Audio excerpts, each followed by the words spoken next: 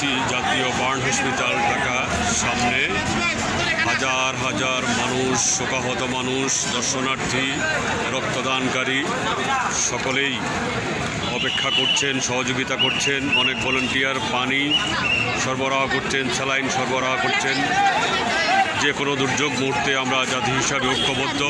আমরা Bangladesh Democratic movement, আমরাও আমাদের সর্বোচ্চ সামর্থ্য অনুযায়ী আজকে এই দুর্যোগের দিনে আমরা আহতদের পাশে দাঁড়িয়েছি।